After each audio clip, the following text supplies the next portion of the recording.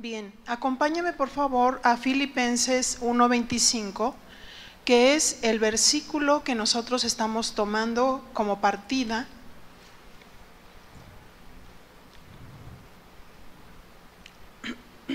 Filipenses 1:25.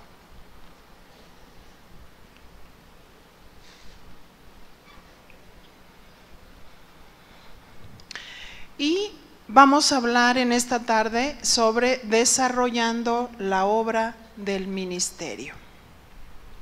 Desarrollando la obra del ministerio. Filipenses 1:25. Y confiado en esto, dice San Pablo, sé que quedaré, que aún permaneceré con todos vosotros para vuestro provecho y gozo de la fe. Nada más quiero decirle que San Pablo estaba diciendo estas palabras en el contexto de la cárcel. Él estaba preso, pero decía: la palabra de Dios no está presa. Estoy ahí en ese lugar pensando que a lo mejor, bueno, no sé si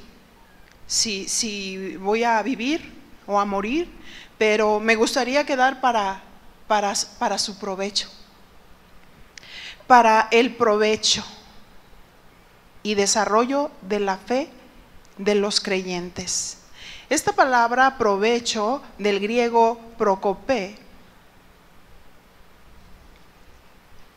significa progreso, avance, aprovechamiento.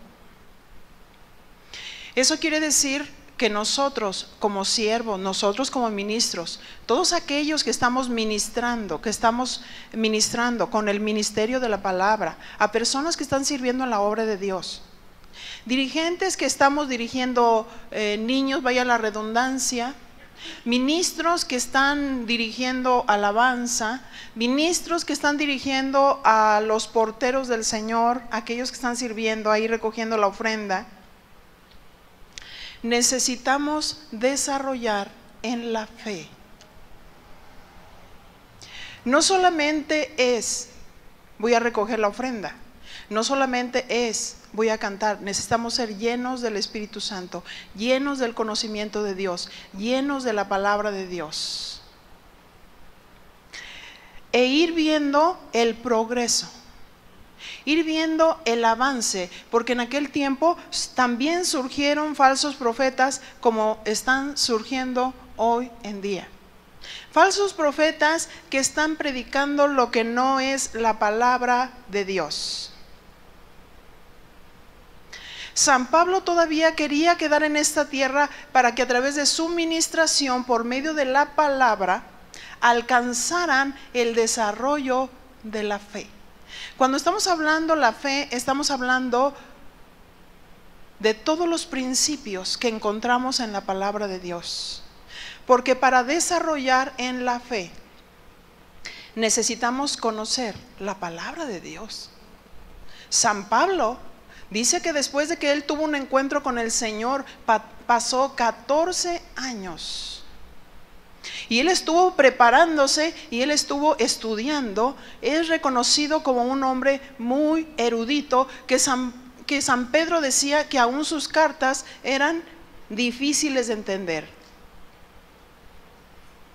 ¿Cuál era el propósito de crecer y desarrollar en la fe?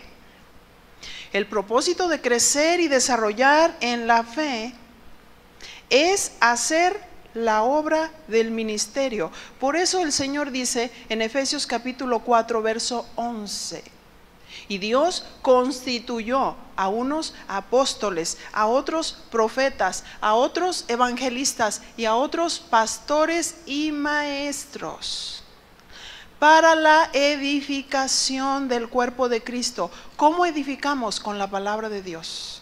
¿Cómo construimos la vida de una persona? Con la palabra de Dios. San Pablo dice: yo como perito arquitecto puse el fundamento. Cristo es el fundamento. Cristo es el fundamento. Cristo debe ser nuestro fundamento. Cristo debe ser el motivo, el centro de nuestra vida, el centro de nuestra predicación. Si nosotros nos preguntáramos quién es la obra del ministerio, la respuesta sería la gente. Ministrar es servir. Servimos con la palabra de Dios, lo que Dios nos dio para ayudar a otros a desarrollar en la fe. Como pastores que dirigimos algún ministerio, tenemos a nuestro cargo gente que necesita ser pastoreada, enseñada, formada. Toda persona que ministra no ministra como llanero solitario. Toda persona que ministra, ministra bajo un pastoreo. Por eso Dios levantó a los dones del ministerio. Levantó a los pastores y a los maestros para edificar en la fe, para desarrollar en la fe, para que ellos conocieran quién es Dios. ¿Cómo formamos a los creyentes? Aquellos que han sido llamados por Dios y están en un ministerio. Notemos cómo el apóstol Pablo instruye al pastor joven, a Timoteo, para que pastoreara a las ovejas. Todo ministro que tiene ovejas bajo su cuidado debe de pastorearlas, debe de enseñarlas, debe de capacitarlas. ¿Para qué? Para que ellos lleguen a tener el carácter de Dios, para que ellos a la vez hagan la obra del ministerio, como nos dice Efesios capítulo 4 verso 11. Los dones del ministerio les enseñaban para que ellos desarrollaran la obra del ministerio, los edificaban para que ellos sirvieran. Estos principios que vamos a estudiar son los principios que el pastor que dirige un ministerio debe aplicar. Segunda de Timoteo 3:16.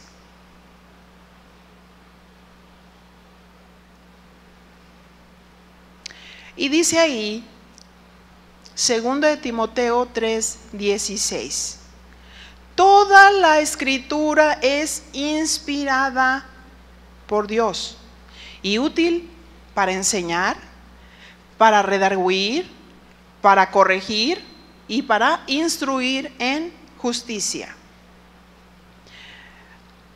¿Cuál es nuestra herramienta? Allí dice este versículo, toda la escritura, desde Génesis hasta Apocalipsis. Esa es nuestra herramienta, la escritura. ¿Qué tipo de escritura? Algunos dirán, pues yo tengo un buen libro de filosofía para enseñar. Otros dirán, no, pues yo quisiera tomar unos principios del libro vaquero, ¿no? Pero un hijo de Dios va a decir, yo voy a usar la palabra de Dios para desarrollar a las generaciones. La palabra de Dios es nuestra base para enseñar. La palabra de Dios es nuestra base para desarrollar. Algunos le dicen la Santa Biblia, otros le dicen las Sagradas Escrituras. Las Sagradas Escrituras, escritas por 40 autores a través de un periodo de 1500 años. ¿Por qué no debemos enseñar con cualquier libro que de pronto decimos, híjole, este libro está buenísimo? Me dicen que si yo sigo al pie de la letra, este libro, algunos dicen, no, pues este libro en 30 días me deja, pero sí, como nuevo. Otros dicen 35 y otros dicen 40. Y si sigues esas lecciones paso a paso, vas a ser tremendo. Pero yo digo, vamos a ser tremendos en la fe cuando nosotros sepamos tomar la escritura, porque en la escritura está todo el plan de Dios desde el Antiguo Testamento. Desde el Antiguo Testamento nos está mostrando la preparación del Redentor. Desde el Antiguo Testamento encontramos a Cristo ahí en cada una de las figuras del tabernáculo. Todo era sombra y figura de lo que había de venir.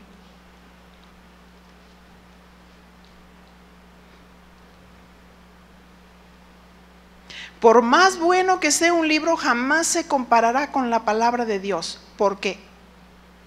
Porque dice allí Timoteo, porque esta palabra es inspirada por Dios. ¿Qué quiere decir inspirada por Dios? Del griego deseopneustos, que significa divinamente soplada. Dios sopló su voluntad, dictó su voluntad al hombre, y su voluntad ya la tenemos escrita, ¿verdad? Ahora en el Nuevo Testamento ya su voluntad la tenemos escrita, pero en el Antiguo Testamento no tenían la Biblia escrita. En el Antiguo Testamento, a través de los tiempos, Dios derramó su espíritu sobre reyes, profetas y sacerdotes. El Espíritu de Dios venía de cuando en cuando, pero Dios usó sus instrumentos para soplar y dictar su voluntad a los hombres. Ahí dice la definición: divinamente soplado. Dios sopló su voluntad, dictó su voluntad al hombre, y su voluntad ya la tenemos escrita. Si algún maestro se preguntara, ¿qué enseño a los niños? ¿Cómo pastoreo a los maestros?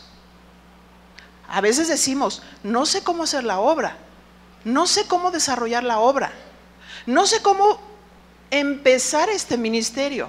Empieza con la palabra de Dios. ¿Qué dice la palabra de Dios? Y Dios dice, Dios levantó a los dones del ministerio, pastores y maestros, para que estos edificaran a través de la palabra, a través de la enseñanza. Y lo vemos plasmado en el Antiguo Testamento, la segunda puerta, llamada la puerta de la verdad. Dice la palabra de Dios que Jesús es la verdad. Jesús es el camino, Jesús es la verdad y Jesús es la vida. En la segunda puerta había 5 columnas. Esas 5 columnas estaban tipificando los dones del ministerio. Estos dones del ministerio también llamados verdad. ¿Por qué? Porque era necesario que los dones del ministerio, pastores y maestros, apóstoles, estos transmitieran la verdad. Al fondo de esas columnas había algunas cortinas. Unas cortinas con 4 colores que nos estaban mostrando el carácter de Jesús. El azul, diciendo, Él es el Hijo de Dios. Él es la palabra viviente. Cristo es la palabra viviente. ¿Qué le estamos buscando? En el libro vaquero. O en el mejor libro que escribió tal escritor. Jesús es la palabra viviente, Él es el verbo, Él es el Hijo de Dios. Por su palabra se hicieron los cielos y la tierra, Juan 1:1. El carmesí, Jesús es el Salvador. Se dejaba ver la obra de Dios allá, atrás de esas columnas. Cristo, el Hijo de Dios, que murió por nosotros. El blanco, el lino fino, hablando de la naturaleza de Jesús. ¿Quién es Jesús? Jesús es santo. Es su naturaleza.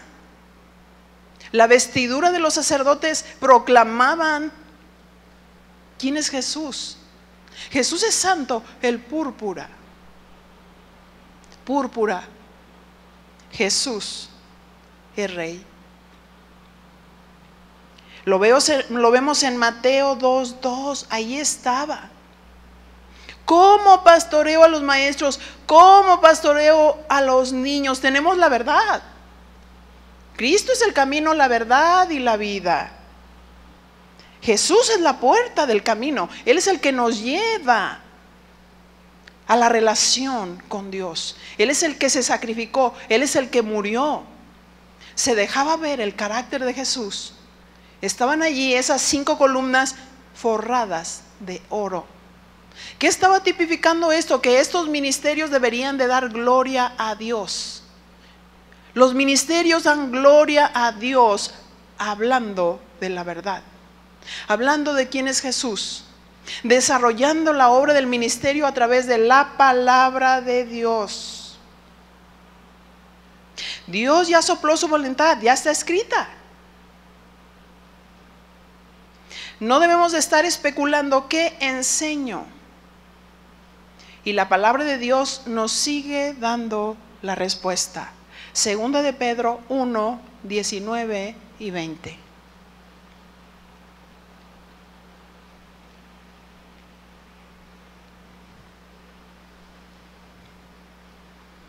Y dice así, Segunda de Pedro 2, 1, 19, perdón. Tenemos también la palabra profética más segura, a la cual hacéis bien en estar atentos como a una antorcha que alumbra en lugar oscuro, hasta que el día esclarezca y el lucero de la mañana salga en vuestros corazones. Y dice la primera frase, tenemos la palabra profética más segura. La palabra profética ya la tenemos escrita, porque a veces decimos voy a profetizar, pero no conozco la palabra. ¿Cómo profetizas? La palabra profética es la palabra que está escrita. Si conocemos la palabra, si conocemos a Dios, entonces tenemos una palabra segura. Una palabra que va a guiar, una palabra que va a formar, una palabra que va a dirigir. La palabra profética ya la tenemos escrita, su voluntad ya está escrita. Y algún cantor poético decía, ¿por qué preguntas de aquellas cosas que ya sabes? Señor, ¿será tu voluntad casarme con esta del mundo? ¿Por qué preguntas de las cosas que ya están escritas cuando la Biblia dice no te unas en yugo desigual con los incrédulos? Porque ¿qué compañerismo tiene la luz con las tinieblas? ¿Qué concordia Cristo con Belial? ¿Y qué acuerdo hay entre el templo de Dios y los ídolos? ¿Por qué buscamos la voluntad de Dios cuando la voluntad de Dios ya está escrita y a veces estamos pastoreando a gente que está desubicada? Gente que invierte tiempo en estar sirviendo en un ministerio, pero en un minuto se pierde. Por haber tomado una decisión. Por eso es el pastoreo. Para desarrollar a la gente en la fe. Para posicionarlo, para ubicarlo. Para decirle, ¿quién eres tú? No se te olvide. Eres hijo de Dios. Estás posicionado. Estás bajo la luz de Dios, bajo los principios de Dios. No puedes decidir fuera de la voluntad de Dios. Tanto equipamiento, tanta preparación para que se case con un hijo del diablo y su suegro sea el diablo.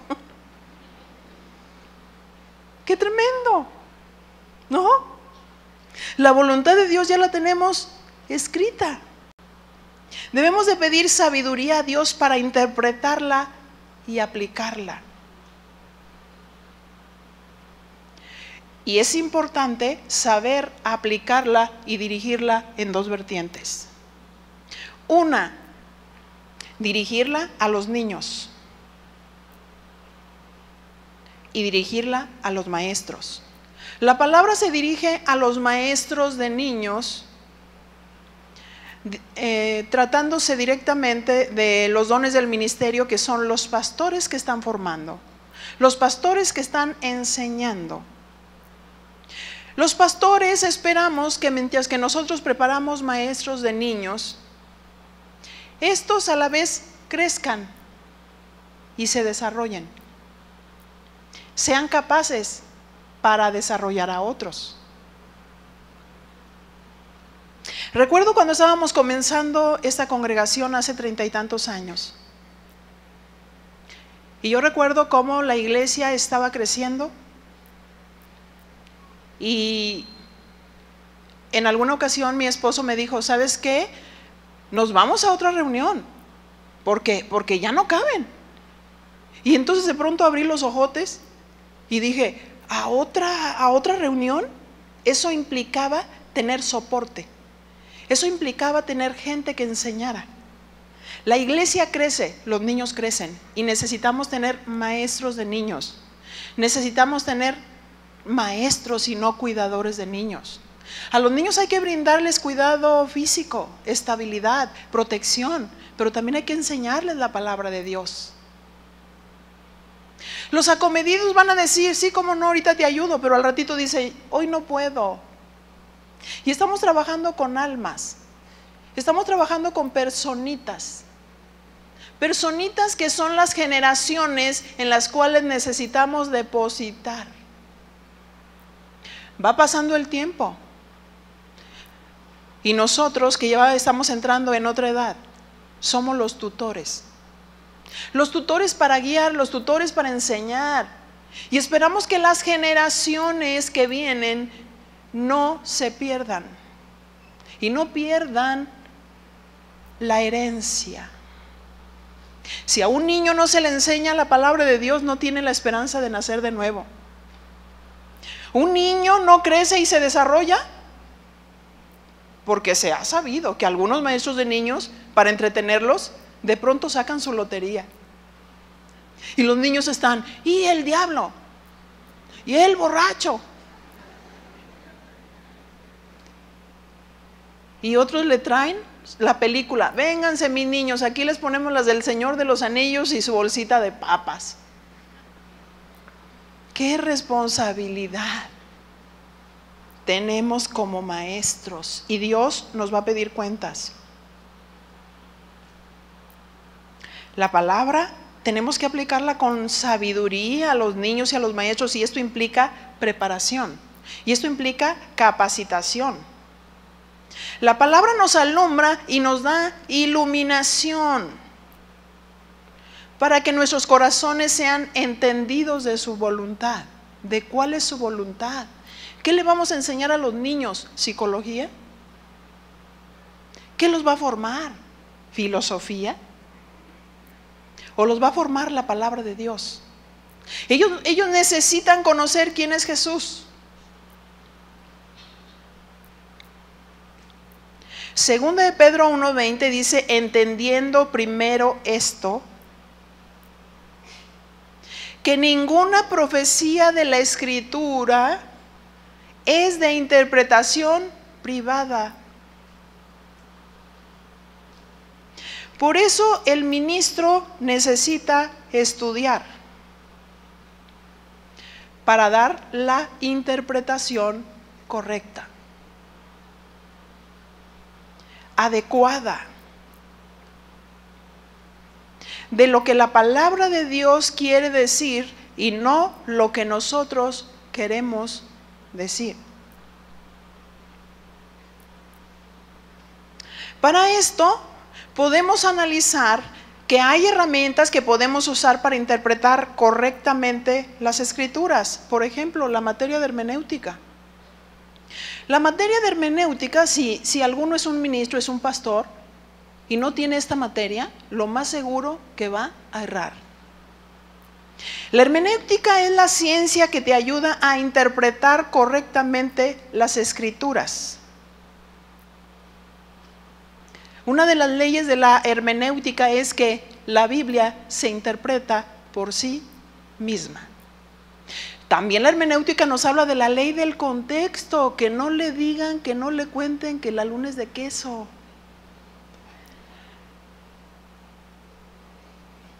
Para establecer una doctrina se necesitan mínimo 3 versículos, desde Génesis hasta Apocalipsis. Y si alguien te está hablando de una doctrina, debes de comparar, debes de analizar qué viene arriba y qué viene abajo. ¿De qué se trata el pasaje? ¿Qué es lo que nos está hablando? ¿Qué es lo que verdaderamente quiere decir? Para que nosotros no digamos lo que nosotros queremos decir, sino lo que la Biblia quiere decir.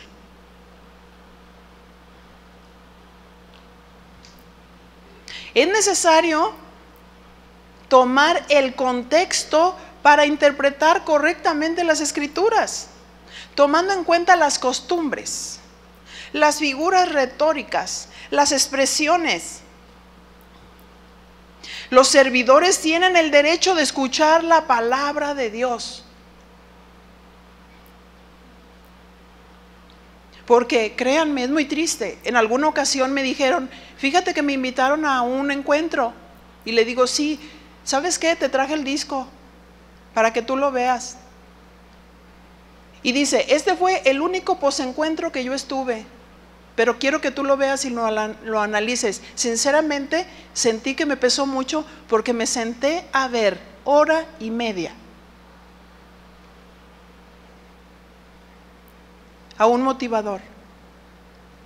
De pronto este hombre se para enfrente y yo lo estaba mirando, abre la Biblia, menciona un versículo de la Biblia, pero después de ahí jamás volvió a mencionar nada. Habló de todo. Y empezó a contar una serie de tonterías y diciendo, no, pues a mí cuando me hablaron del Señor. Y yo empezaba a ver los evangelistas, decía él, y yo empezaba a soñar y empezaba a decir, ¿cuándo seré evangelista? ¿Cuándo me pondré los zapatos blancos como los trae aquel? No, pero fíjense, espérenme, déjenme contarles. En ese tiempo decía, yo tenía pelo, pero me ven, ahora estoy bien calvo. Y no, fíjense que, y empezó a hablar de él. Hablar de él. ¿Quién quiere escuchar de su pelona? ¿Quién quiere escuchar de su mejor corbata? ¿Quién quiere escuchar que era el mejor evangelista? Yo quiero a Cristo. Yo quiero escuchar a Cristo. Quiero escuchar quién es Él. ¿Quién es Dios? No quiero escuchar los logros del hombre. Y luego de pronto dice, ay no, pero me emocioné, me invitaron a predicar a tal lugar y cuando llegué, una portada que pusieron ahí, un banner, y dice, ay, me emocioné tanto, era yo. Así dijo. Híjole, pasaba el tiempo y yo dije, qué pérdida, estoy aquí porque yo necesito invertir mi tiempo en Dios. Pero mirándolo. Y de pronto, como que le cae la unción. Y se alborota, se sube arriba y estoy ungido. Te voy a decir lo que es estar ungido. Cuando la Biblia habla que la unción nos enseña, dice que el Espíritu Santo nos enseña. Y el Espíritu Santo habla del sello del Espíritu que está en nosotros. ¿Y cómo podemos decir que es la unción y caer de pronto desaforado entre las sillas que se estaba cayendo de boca? Y empezaba a imponer las manos y esta persona que me dio este disco me dijo, discúlpame, pero estuve ahí y me di cuenta de mi error. Nos hicieron ayunar 11 días. Nos quitaron todo, dice, todas nuestras pertenencias, todas nuestras maneras de comunicación, nos tuvieron a pan y a agua, ni a pan ni a agua.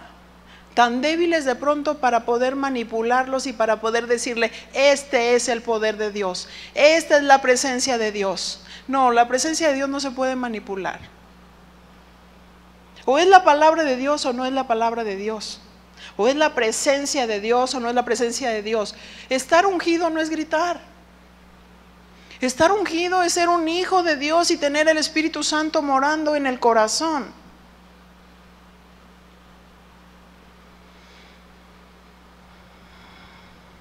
Para que sea palabra hay que estudiar. Juan capítulo 5 verso 39.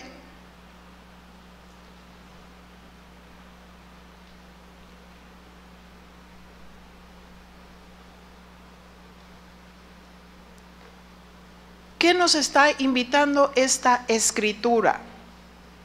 Escudriñad las escrituras, porque a vosotros os parece que en ellas tenéis la vida eterna, y ellas son las que dan testimonio de mí.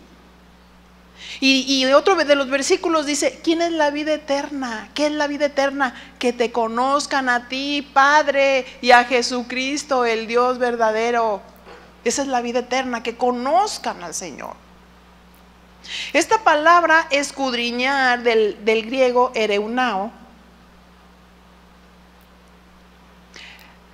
da la idea de inquirir, buscar. investigar.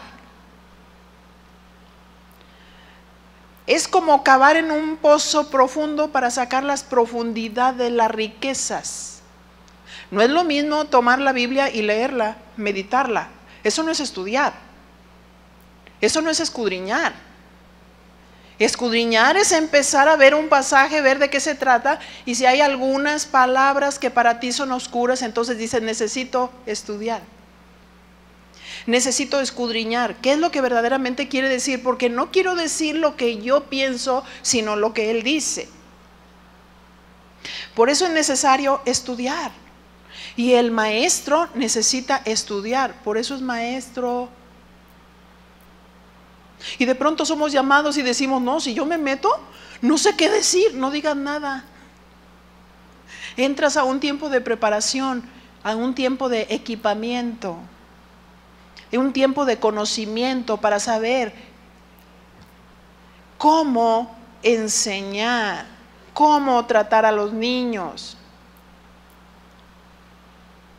Así es que es necesario escudriñar, buscar los tesoros, buscar las profundidades de sus principios.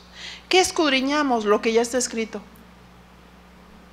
Porque de pronto, casi iniciando la congregación, encontré una hermanita cantando un cantito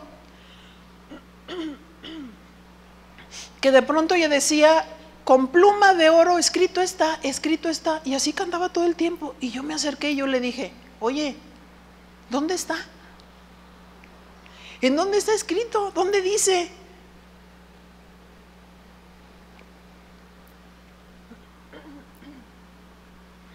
Porque a veces inventamos cosas que no son.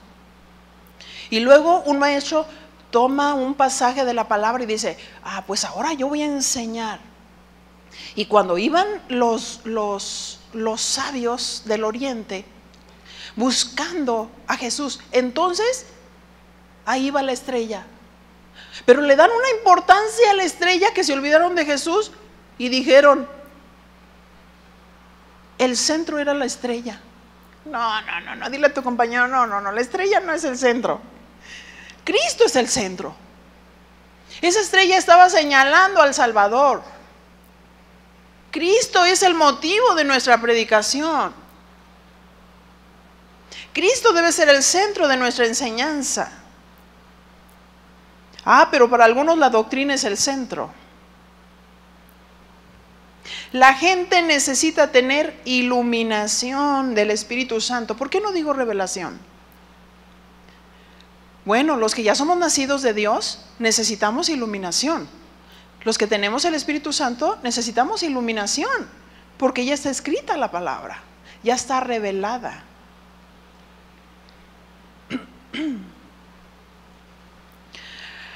Necesitamos iluminación para entender lo que Dios les quiere decir.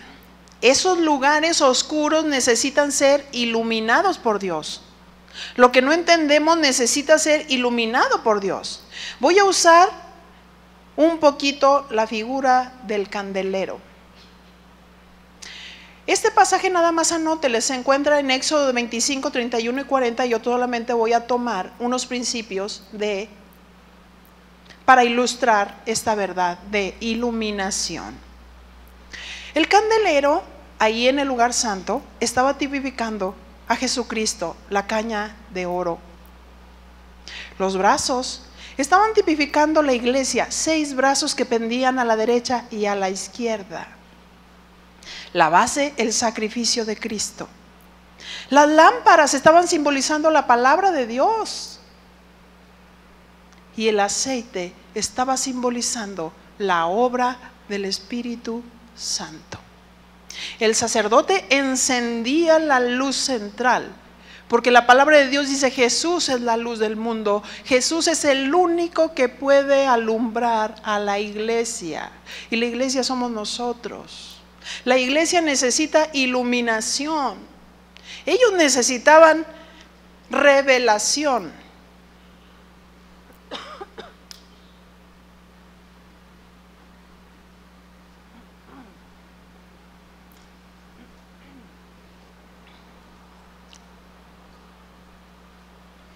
Así es que en el Antiguo Testamento, cuando el sacerdote encendía las lámparas y ponía el aceite, tipificando el aceite como símbolo del Espíritu Santo, entonces la palabra cobraba vida.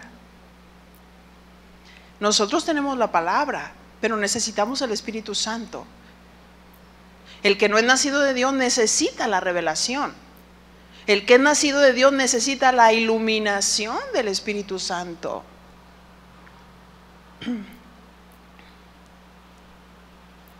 Así es que la palabra se hace viva cuando surge la iluminación del Espíritu Santo.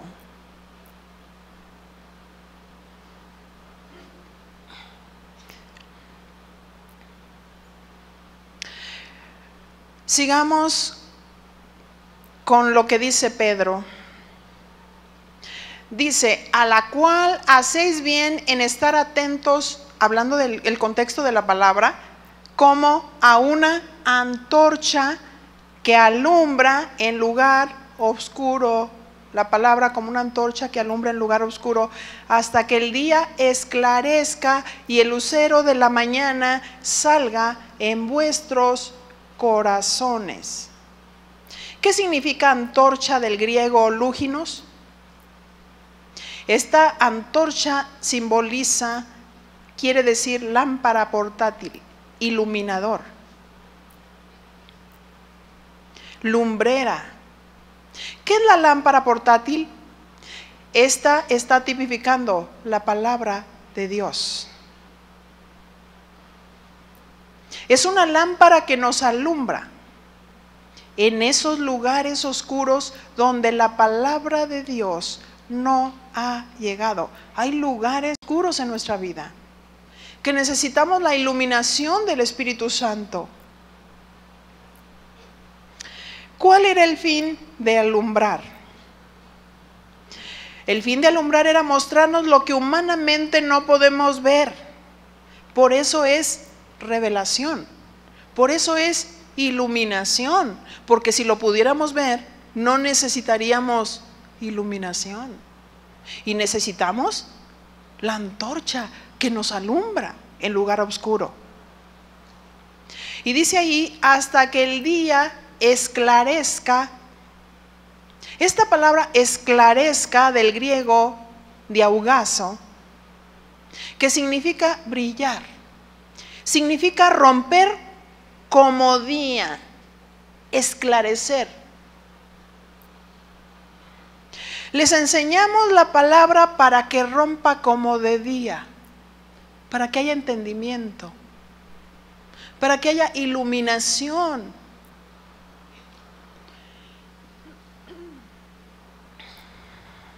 Y haya entendimiento de la voluntad de Dios. La gente no quiere saber de nosotros, no quiere saber qué tan buenos somos, no quiere saber cuántos viajes hemos hecho. Ellos quieren saber quién es Jesús, qué dice Dios, cuál es su voluntad, cómo guiar, cómo formar.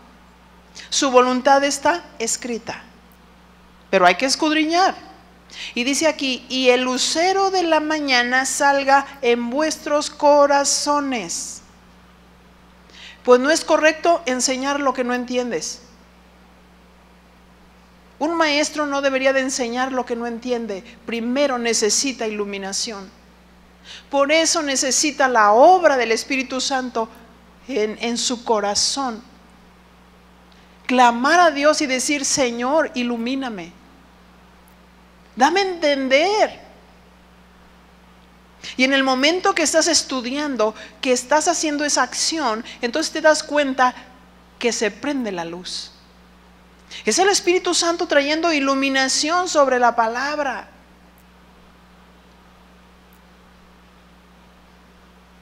Para que su palabra salga.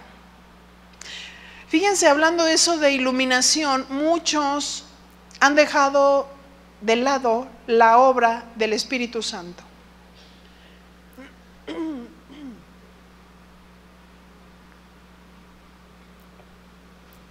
Yo no estoy diciendo que no pida consejo. Lo que estoy diciendo, que a veces en nuestra vida hay una área oscura. Hay algunas verdades que necesitamos entender. Y necesitamos la obra y la iluminación del Espíritu Santo. Necesitamos pedir a Dios que nos ilumine, que nos haga entender. Pero algunos confían más en el ministro que en la palabra de Dios. Y en la obra del Espíritu Santo. En el Antiguo Testamento, la lámpara y el aceite, estaba hablando Jesús, la palabra viviente en el Nuevo Testamento, el aceite, la iluminación del Espíritu Santo que necesitamos, porque el Espíritu Santo es lo que nos convence, Él es el que nos enseña, Él es el Maestro, el Espíritu Santo. Ese es su ministerio. Yo estoy hablando, pero el Espíritu Santo está iluminando. Uno solamente habla la palabra y el Espíritu Santo prende la luz y esclarece en esos lugares oscuros de algunas cosas aún que ni siquiera nosotros hemos mencionado.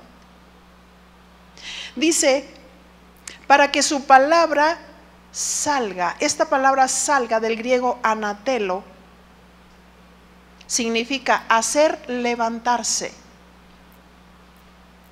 hacer salir. Esto quiere decir hasta que forme parte de ellos y reflejen la misma luz de Dios y entiendan y se refleje a través de sus acciones, porque cuando alguien tiene iluminación, entonces su vida cambia. Cuando empieza a tener entendimiento de su condición, su vida cambia. ¿Qué es lo que debemos de entender? Segunda de Pedro 1:20. Entendiendo primero esto, que ninguna profecía de la Escritura es de interpretación privada. Muchas religiones usan la Biblia y hacen su interpretación privada. Por eso San Pablo decía, si aún un ángel del cielo les predicara otro evangelio, estos son anatema, son malditos, son separados de Dios. Porque luego dice, pues es que se me apareció el ángel y me dijo, vas a tener un harem. Sí, cómo no.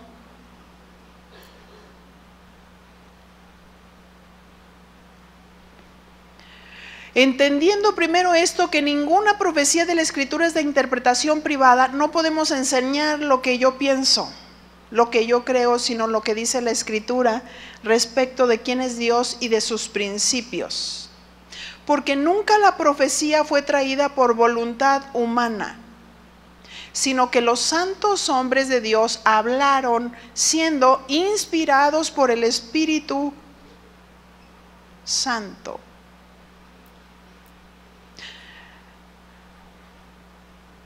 ¿Cómo hablaron los hombres de Dios? Siendo inspirados. En este pasaje, la palabra inspirado significa, es del griego enenko, significa llevar o cargar. Significa soportar y sustentar. Dios soporta su palabra, sustenta su palabra, ¿verdad que sí? ¿Quién te va a decir que tú no tienes el Espíritu de Dios? Tú que has nacido de nuevo. Porque hay algunos que dicen, yo no oigo la voz de Dios, no sé por qué. Las ovejas escuchan la voz de Dios, pero si no la oyes, no eres oveja. Todavía estás del otro lado.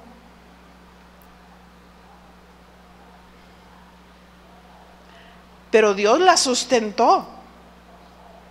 ¿Cómo fue inspirada? Dios la sustentó, su palabra fue llevada, fue traída, fue acercada, presentada, soplada por el Espíritu Santo. no significa que las escrituras vinieron de la invención o interpretación del trabajo creativo de los profetas. Dios inspiró a los que escribieron, así que su mensaje es auténtico y confiable. Dios usó los talentos, la educación, la formación cultural de cada escritor. Ellos no fueron simples autómatas. Dios cooperó con los escritores a fin de asegurar que el mensaje que comunicaran fuera fiel. Si nosotros estudiamos la palabra desde el Antiguo Testamento, nos vamos a dar cuenta que no hay ninguna contradicción. Hay contradicción para el que no tiene iluminación o revelación. Pero la palabra de Dios concuerda perfectamente desde el Génesis hasta el Apocalipsis. Hablando desde el Antiguo Testamento como una preparación del Redentor, en el Nuevo Testamento como la manifestación del Redentor. Cumpliendo en el Nuevo Testamento todas las profecías que se hablaron acerca de Jesús. Todas las profecías que aún faltan cumplirse en estos tiempos y que algunas ya están en proceso. Por eso el pastor o ministro que se encargue de ministerios, sea maestros de niños, mujeres, alabanza, porteros del Señor o cualquier otro ministerio, deben de ser sustentados con la enseñanza de la palabra de Dios de una manera creativa. En la palabra encontramos a Jesucristo como el mediador. Según Timoteo, 1 Timoteo 2:5, porque Él es el mediador entre Dios y los hombres. ¿Por qué Jesús es el mediador entre Dios y los hombres? Porque Él murió por nosotros, porque Él es Dios. Colosenses 1:15, por favor, al 20.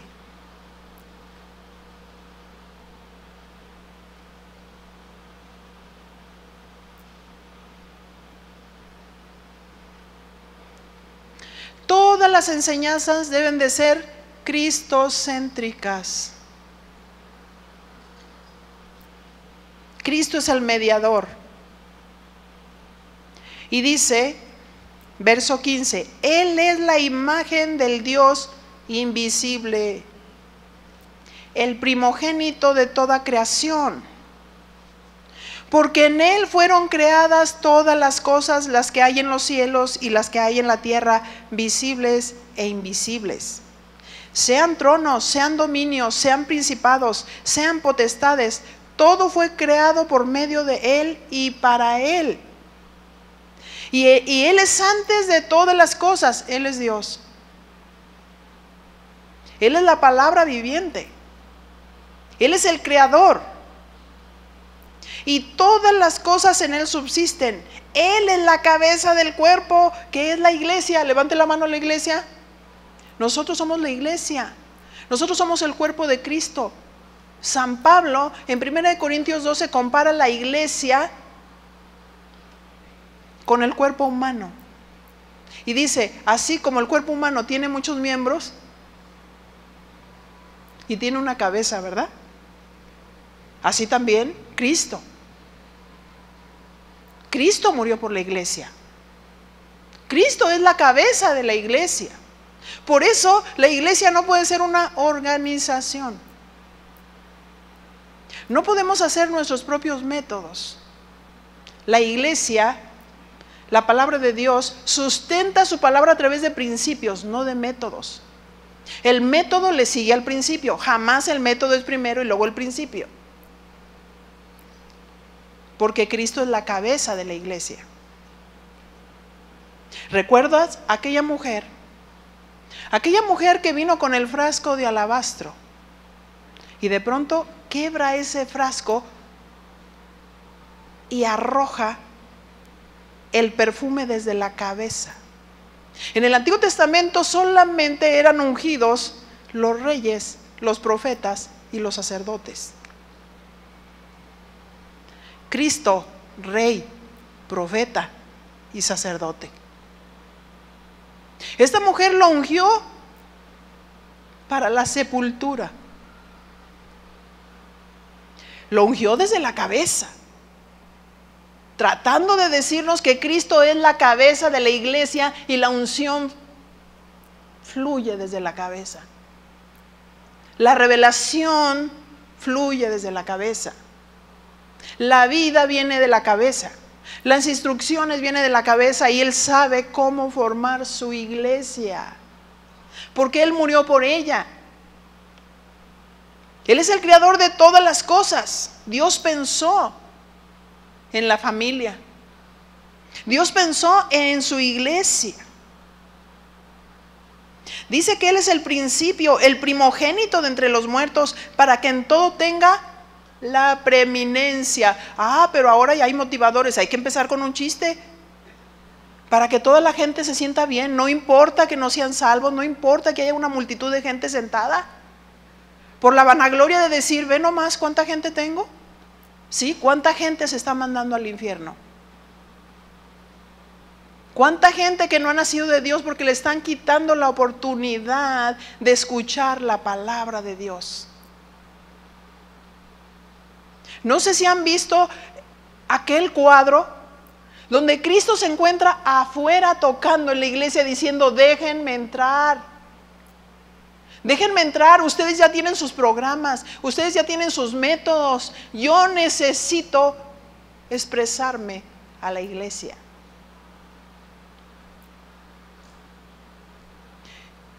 Si Cristo no hubiera muerto y no hubiera resucitado, no tiene ningún caso estar aquí. Pero Cristo es Dios y ha muerto por nosotros. Él es el mediador entre Dios y los hombres.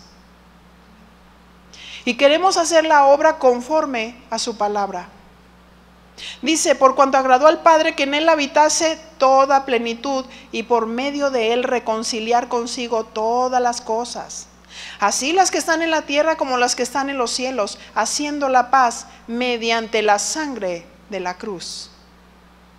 Nuestros niños que nacen en hogares cristianos necesitan la palabra de Dios para que ellos lleguen a tomar decisiones de un nacimiento nuevo. El Señor nos ha llamado a ser discípulos. El Señor nos ha llamado a predicar el evangelio.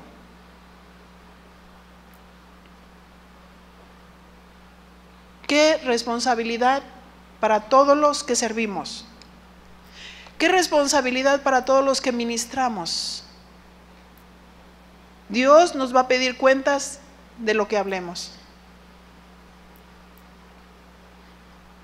Que el Señor nos encuentre fieles a todos aquellos que estamos sirviendo. Por eso es una responsabilidad para los dones del ministerio.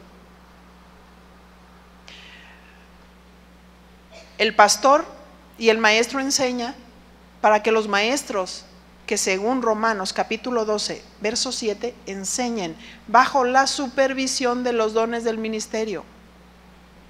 La responsabilidad de los dones del ministerio es mirar qué están enseñando los maestros en los salones de clases. Pero es bien típico decir, pues aquí estamos levantando una obra. Entonces, pues necesitamos a alguien, métete tú, ¿no? ¿Esa es la voluntad de Dios? No. Entonces quiero decirles, tenemos la palabra de Dios.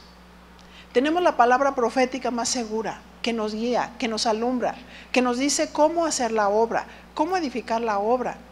Y necesitamos desarrollar a los que sirven, para que ellos hagan la obra del ministerio, asegurarnos que ellos están hablando la palabra de Dios. Siempre se está supervisando qué van a hacer los maestros, ¿Cuál es su programa? Me lo entregas por escrito. Ah, que voy a pasar una película. ¿Qué es la película? Dame, la voy a mirar. Es una responsabilidad. Hay un precio que pagar. ¿Cuántos están dispuestos a pagar un precio por la palabra? Vamos a orar. Dígale: Señor, aquí estoy. Aquí estoy, Señor. Yo soy tu iglesia. Señor, hoy en esta noche tú me has desafiado.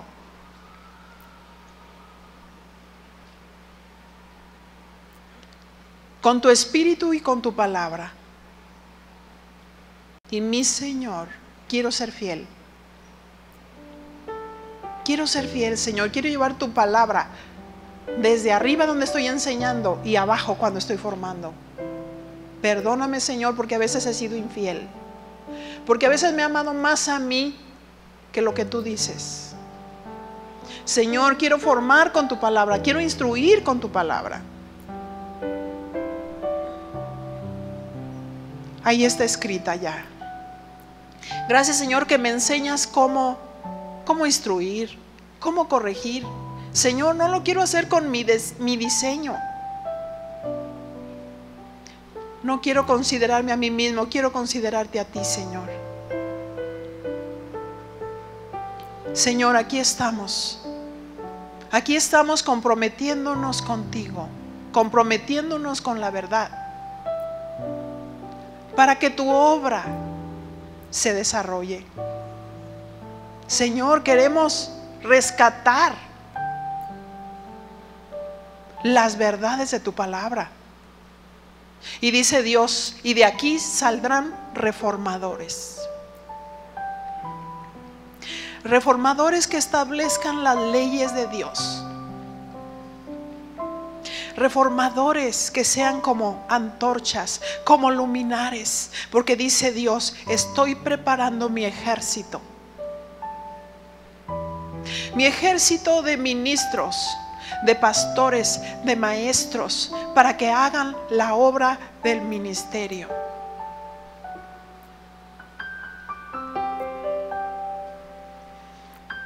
He aquí, dice Dios, mis herramientas se están preparando. E irán, dice el Señor, a la derecha, a la izquierda, al norte y al sur. Y la verdad va a empezar a ser establecida. Y dice Dios: y levantaré estandartes en cada lugar. Aquellos serán mi voz, aquellos serán mis antorchas, aquellos serán mis pregonadores de la verdad. Levantaré los reformadores, los que tengan el celo, la pasión por mi palabra, los que estén dispuestos a pagar el precio por la palabra. Porque dice Dios: serás como martillo, que golpearás a pastores y líderes. Llevarás la antorcha que va a iluminar las mentes y los corazones. Y habrá mi remanente, dice Dios, como en los tiempos de Elías, cuando Dios tenía 7,000 que ni siquiera habían doblado la rodilla a los ídolos. Prende la luz, dice Dios.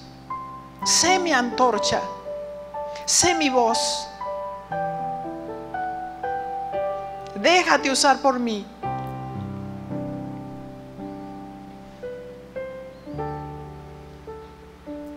Sí, Señor, estamos aquí.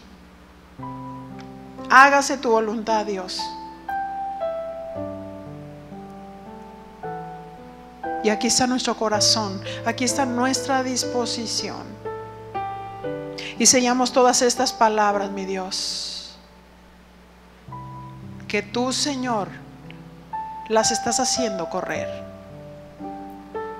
En el nombre de Cristo Jesús. Gracias, Señor. Gracias, Señor. Alabamos tu nombre.